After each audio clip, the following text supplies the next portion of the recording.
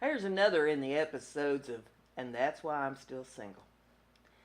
Now, in this particular one, boy, I tell you, there's several of these that I could pick from because it always seems like there's some story about the ex-wife or the ex-girlfriend, ex whatever it is, and they feel compelled that they need to share this story. And it wouldn't be so bad if they just, share the story and it took a few minutes to tell it and it was over with and you move on. But no, they decide they want to dwell on it for hours. This one fella contacted me on one of these chat site things, and he says, we ought to get together sometime. He says, where would you like to go? We'll have a cup of coffee or soft drink or, whatever it is that you'd like to have there. And I said, well, there's an Arby's not too terrible far if you'd like to meet there. I think that'd be a good idea. We could have Coke or something.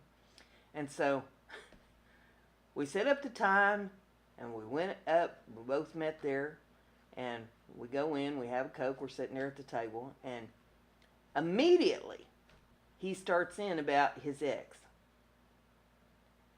And he goes on and on and on. For 3 hours he goes on and on about this gal.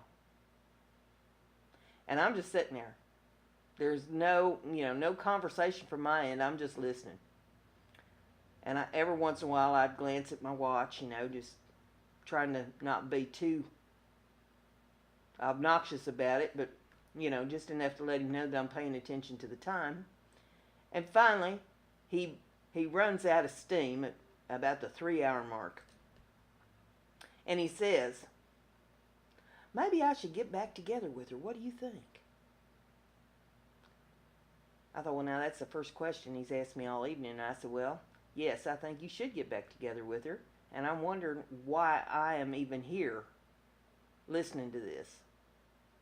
And I got up and walked out of the restaurant. But it doesn't end there.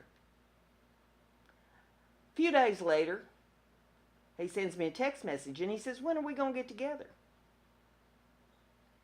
And I text him back and I said, we already got together.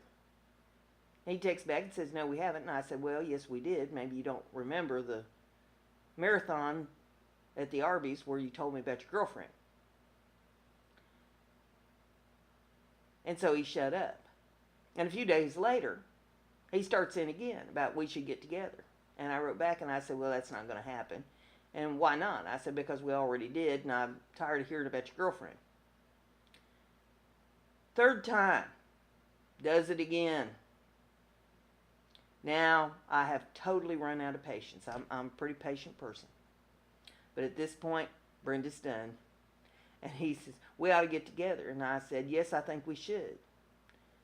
And he says, oh, well, when do you want to get together? And I said, well, I guess that depends on what's convenient for you because you've messaged me so many times now, me telling you no, that I think that we should get together so that I can put your phone where the sun don't shine and see if you can text me from there. That did the trick.